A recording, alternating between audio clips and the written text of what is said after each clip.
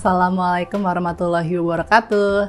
Hai Sinekrip, balik lagi sama gue Inka. Jadi kali ini gue mau ngebahas salah satu film Indonesia bergenre komedi romantis tayang di Prime Video, judulnya adalah Zodiak. Apa bintangmu? Kalau kalian misalnya pernah lihat novel dengan judul dan poster yang sama, jadi film ini bukanlah adaptasi dari novelnya, tapi film ini udah syuting dulu, lalu novelnya keluar dulu, baru akhirnya filmnya rilisnya belakangan. Karena FYI, film ini syuting itu udah lama banget, jadi gue tahu ada gara-gara ada adegan gitu di film ini ngebahas platform namanya Path dan SFM, yang mana itu kayak udah 10 tahun yang lalu ya sempat populer banget platformnya, dan sekarang pun juga udah nggak ada gitu. Bahkan ada, jadi si NZ-nya ini dia memakai anting pom-pom bulu-bulu yang pernah juga hits pada masanya. Sutradarai oleh Dina Jasanti yang tahun 2013 itu pernah bikin film layar lebar judulnya Laura dan Marsha,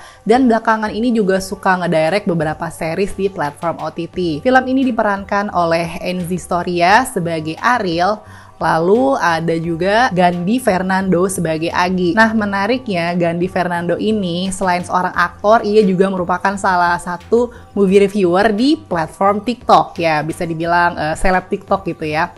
Jadi di film ini selain menjadi aktornya, ia juga menjadi produsernya juga dan nyanyi juga di film ini. Ya, jadi kalau misalnya ada yang bilang, wah lo ngeritik film mulu, lo emangnya lo udah bisa bikin film? Nah, suka ada kayak gitu kan netizen. Nah, jadi ini kayak salah satu pembuktian karyanya. Selain itu banyak bintang-bintang lainnya seperti Karina Nadila, Junior Lim, dan aktor lainnya seperti Derby Romero, Dwi Andika, Ganindra Bimo, Rangga Smash.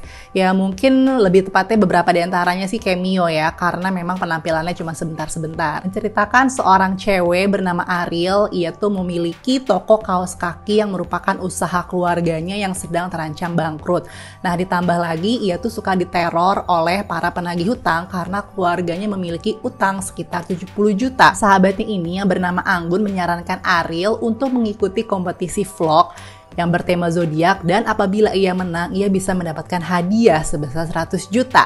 Dan di konten vlog itu ia harus membuktikan, kayak melakukan sebuah riset, apabila kalau zodiak itu nggak berpengaruh pada cocok atau tidaknya sebuah hubungan percintaan. Nah, sejak itu mulailah petualangan Ariel dalam mengencani belasan laki-laki dengan zodiak yang berbeda-beda. Nah, sebelum masuk ke pros dan cons filmnya, gue akan sedikit sharing tentang genre romcom alias komedi romantis. Itu salah satu genre film favorit gue juga ya. Nah, biasanya nih ya, pattern atau ciri-ciri romcom itu biasanya nih, satu, plotnya itu ringan dan berpusat di kisah romansa. Kedua karakternya itu biasanya bertemu dalam situasi yang aneh sehingga terjadilah situasi yang komikal. Lalu tiga, masing-masing karakternya biasanya opposite attract atau kayak sifatnya itu suka berlawanan. Terus keempat, konklusinya biasanya itu klise dan selalu berakhir dengan happy ending.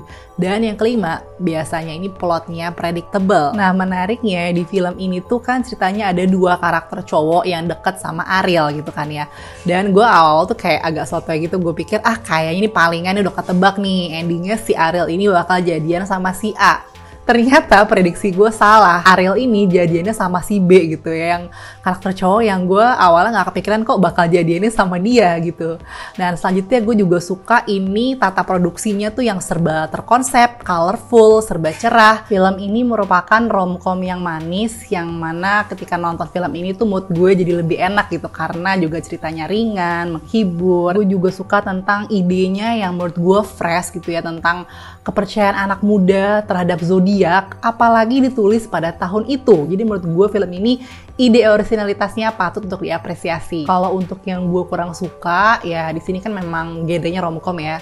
Jadi ada karakter sahabatnya Ariel yang namanya Anggun, yang dia itu memang mungkin karakter sahabat kita yang orangnya tuh ceplas-ceplos, yang apa adanya kalau ngomong. Cuma tuh kayak di sini tuh kayak karakternya udah kayak terlalu banyak ngegasnya gitu. Jadi mungkin kalau dia ngomongnya lebih agak santuy dikit, jadi gue akan lebih enak gitu buat nontonnya. Si Ariel ini dia mengencani beberapa belasan pria dengan zodiak berbeda-beda.